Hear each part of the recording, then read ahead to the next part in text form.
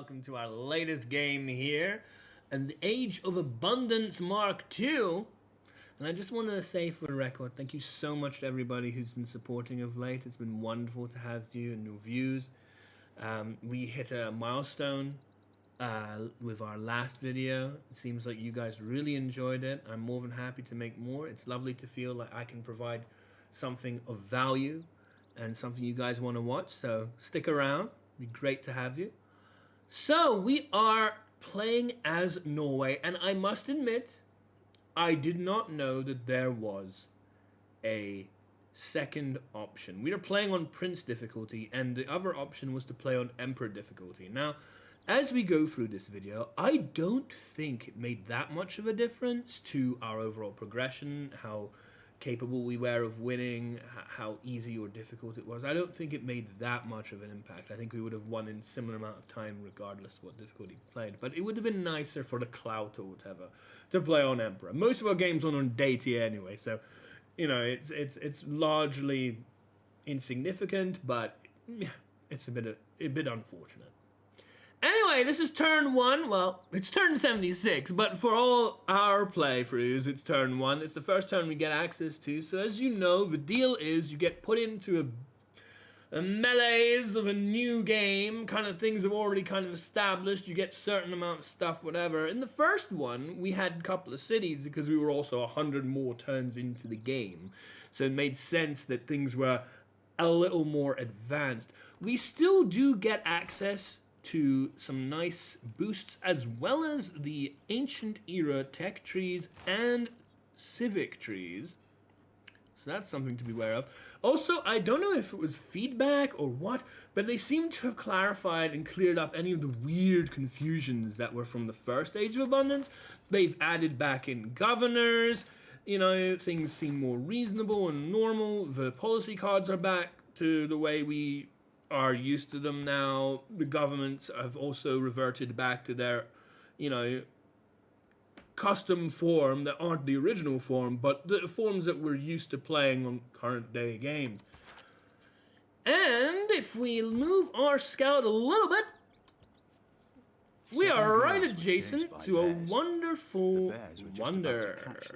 I mean, it's on a low rock. A wonder. The girls prayed to the Maybe rock. not the best Rock, wonder. take pity on us. Rock, save us. The rock heard them and began to grow upwards, pushing the girls higher and higher. Yay. So there's that blurb for you. It's not the best wonder by any means, but we get a given one. That's nice. And one wonder is one more than 0, and that's a big deal. So we can consider already trying to build... Oh, you get Arthur as well. Yes, hero mode is unlocked in this particular version of the game. Not something I tend to use, but it is fun for a while it was, and you'll find that we actually made pretty good use of it. Yeah, definitely desiring a holy site in amongst these mountains and the wonder. I do want to pursue a religious victory in this game. There is domination and diplomacy, of course, as well available. Though diplomacy, you're kind of restricted in how much time it takes, judging by most of it being from Congress. Religious victory, you kind of do your own thing, same with domination. And since I'm not really that comfortable with domination, I went for the religious one to see how I could do. In the coming turns, you'll get to see just how we were able to populate this map, how we were able to spread our religion throughout, and how we were able to succeed. So, join us for more. Welcome back into the early turns of the game, and from my previous experience playing the Age of Abundance with Pericles, I have valued exploration. Fortunately, we have quite a few units to do so. We have found this barbarian camp that we intend to be able to take down in this spearman. But in addition to that, we've explored not only with our scout over here, but even our builder. Because to be honest with you, we've already established the fishing boats and the quarry, and there isn't really that much for the builder to do aside from that. So I figured, why not find the rest of the people? Especially in a religious game, you're going to want to know where their cities are in order to convert them. And the first person we meet is the lovely Gataja, just north of us. She's settled right here with Mahapahit. Hopefully that's how you pronounce that. And you know, this is quite a sizable continent. Maybe we'll be able to take some of that for ourselves. A little bit further on now, turn 22 of our game. And we are under a little bit of barb trouble. It is preventing us being able to continue production on our harbor. But in our exploration, we have not only found Portugal, but crucially found one of the best religious city-states to hopefully take good advantage of with Kandy.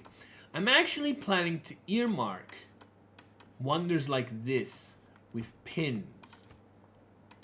I know we have only the man-made wonder pin, but I can still use it to say wonder over there. And what it means is, when we get our suzerainty of Kandy, which I hope to do soon, even though Guitarj is already kind of trying to take it over, we will be able to hopefully gain ourselves quite a nice bunch of relics to put in our palace and in our temples that we plan to build, which is why we need more temples along with the general faith production. And to do that, we need more cities. So in the process of waiting for this silly little galley to move swiftly on, I decided to make a settler, which will also help contribute our main plan, as well as not having to worry about having our harbor be destroyed immediately upon this guy after completing it.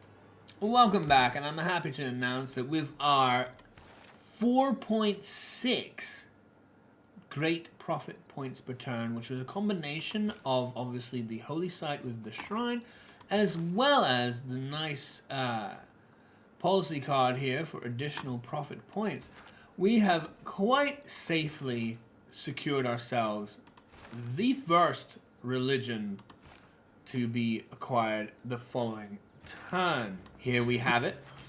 Our great prophet has been acquired, Siddhartha Gautama, which presumably is the Hindu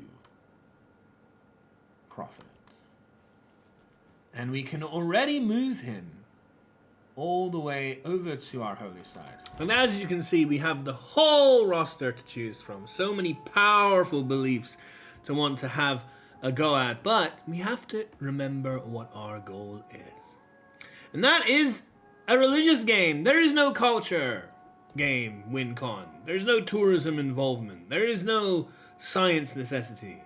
They will help in our tech trees to be able to uncover certain things that we will need to win with, but alone, they're not really the end game. They're not really the point of our ambition.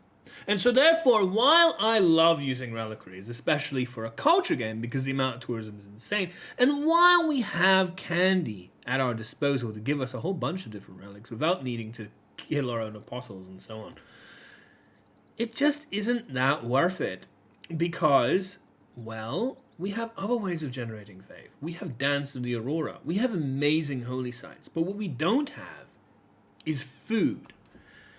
And Feed the World, in this particular case, which is not necessarily, while a lot of people's favorite, my go-to, is absolutely what I think is valuable here. And with our aims to potentially get certain wonders that might help further boost that, you know, whether it be Hanging Gardens, Angkor Wat, you name it, whatever it may be. Having access to 6 more food, because we're going to want to build a holy site in every city, and we're going to want to make sure that we have both a stave church and a shrine in every city, is just going to give us, and for housing, an insane boost that alone can save us from being in the middle of the frozen south and north and whatever it may be.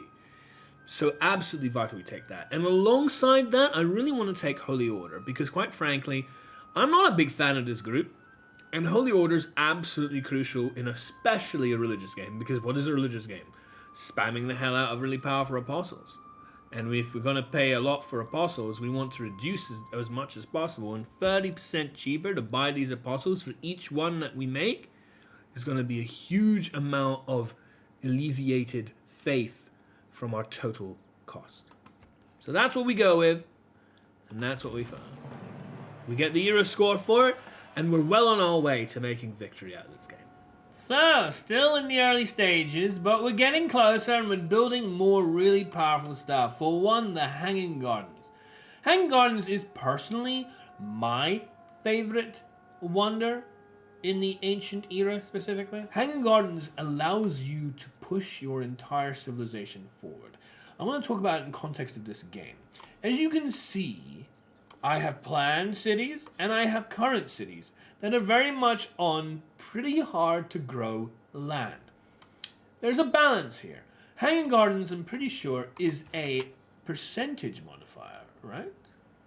15% growth in all cities. But it's really about helping make sure that you can grow and make a cities in terrain that is otherwise very difficult.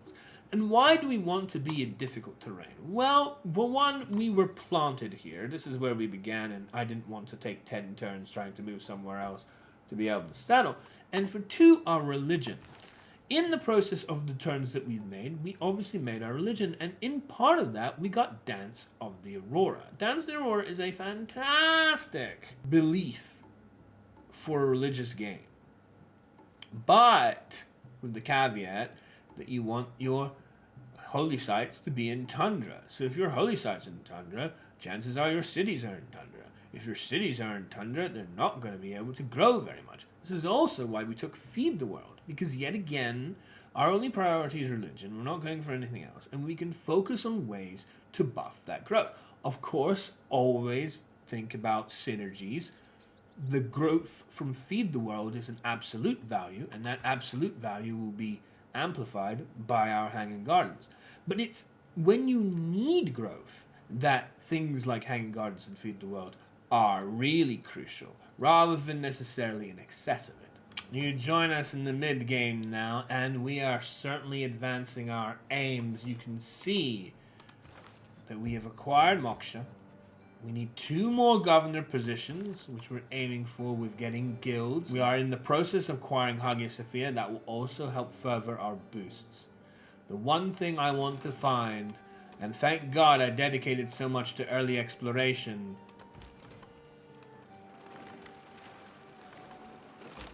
is Yerevan. Haha! Our beloved Yerevan is in this game. Hard to find, a little bit far away, a little bit off the beaten path, right on the south pole there. But fantastic. And what better yet? Nobody else has found it. So all we need is to put 2 envoys into that, and it will be soused for us to make the most of with our religious game. We may even want to try and settle some of this land. It seems to be there's quite a bit of land around here. We're in the middle of our golden age. We've been settling cities. We've even started settling up north here. That amount of faith that we're generating, combined with the monumentality golden age bonus, is definitely helping boost our empire to a decent size. Alright, well, the one thing that I really took from this particular game is just how enjoyable Heroes Mode can be. Now, I'm not planning to use it in my regular games, but Hercules is monumental. I mean, we have all these cities that struggle to build anything. It's taking 37 turns to build this harbor. But you know what? It has a holy site. And why is that? Because of Hercules. And when he's done with his charges, because I no longer have the ability to do this anymore, particularly the Hercules labor, which is when you are on a friendly district, it costs 2 charges and it immediately completes the construction of it. But even then, after that, he has 62 attack. He's like, you know, an industrial unit, if not maybe even later. And it's so easy to just rid the land that we wish to settle on from any sort of barbarian threats. We've already been taking down barbarian camps from here, from there. We plan to take down the barbarian camp that's over here next. It's been a lot of satisfaction to, for a rather nominal fee, production line wise, from our cap to acquire Hercules, and the amount of production that effectively he saves us, along with his ability to just clear the land from any threat, has definitely been well worth it. Welcome as we conclude this chapter in our epic journey of Civ 6 gaming. And I must say it's been a fun one, but I haven't really talked much about the actual exploits of our conversion. You can see that because perhaps of the difficulty we were on, most of these cultures, 3 with the Netherlands, this is Coupe, 2 with Mali, and so on, most of the cities in each civilization were no more than maybe 5. And because of that, getting a dominant religion in that empire was not the most difficult thing per culture, per civilization. However, you can see that we did indeed convert almost 40 cities. So that's not bad. And we certainly were able to pretty much flush out any other empire from having any involvement in religion. Because after all, this is a Monopoly type game. Not the board game, of course, but the monopolization of our religion. So, with our final charge of the game, we convert Bradford and say hello to victory.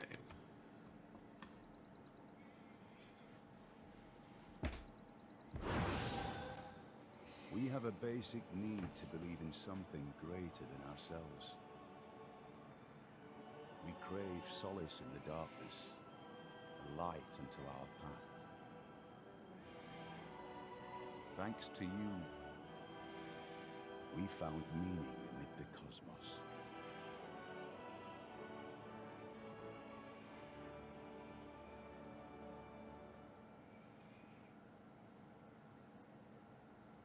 Thank you for joining me on this adventure. I hope you enjoyed it, and if you did, please consider liking the video, commenting below what you'd like to see, and subscribing to the channel. It would be great to have you along for more. I'll see you there.